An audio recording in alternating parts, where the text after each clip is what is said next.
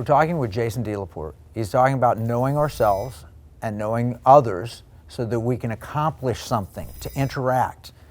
Economic War Room is here. We're your tool so that you can interact with your investments, with the world around you, that you can be prepared for problems that are coming and so forth. And regularly, we talk about how you need an advisor to stand with you to help you really navigate the complexities of the very unusual world we find ourselves in. So Jason, we're getting tools, we're learning to communicate. Let's talk about how a client, our viewer, can interact with their financial advisor. What should they do? Well, I think it's important, if I put myself in the shoes of someone who would be looking for an advisor, because I have done that a couple times, to always choose someone who has credibility, that's going to get results, right? Right. Is that enough? You just no, stop it's there? not. Okay. It's not. It's actually why I started first, because it's not nearly enough. And I think one of the things that I love about what you guys are doing is you are training advisors that have common approach. They have similar values.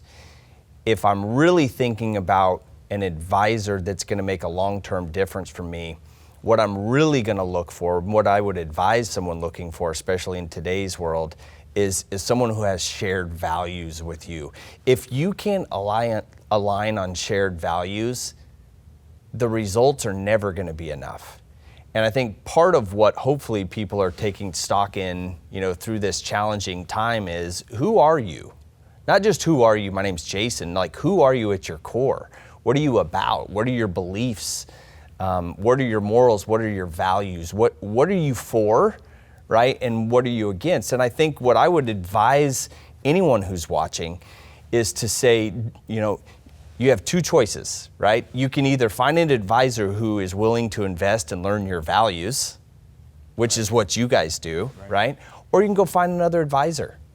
And I think it's pretty much that simple. Let me see if I can break this down into practicality. So let's say you've got a client, maybe my age, and they find an advisor, and he's made a ton of money on pot stocks, on marijuana. I don't care what money he's made. That's not a business I personally want to be in, or gambling stocks, or a whole host of other things. I don't care what the bottom line is if it means I'm selling my soul. Right. Right. And I think that's what you're saying is 100%. Performance is not enough. Yeah, and I think what we're facing today, or what I see we're facing today, is we are reacting to a variety of what I would call symptomatic issues. These are all symptomatic. But when you really boil all these things down to the core, right, the root, it's about a disagreement in some kind of core value. So if I don't value the same thing that you do, you are for evil and I am for good, we're going to end up fighting about a bunch of stuff on the surface that we're never going to be on the same page.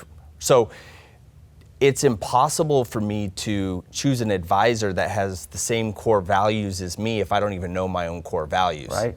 So first, I would figure out what you're about, right? What are you for and what are you against? Who are you, right? And I think what you are doing is so valuable. You're aligning like-minded people, right? You can come and play. It's a free world, but you cannot be for this or for this. So you're taking a stand and really kind of coming alongside of folks that have similar beliefs and values. And that's invaluable right now. When you're trying to figure out what's real and what's not real, you're cutting through some of the minutia to say, you can guarantee that this kind of person who is in SIC certified is going to be a values-based advisor.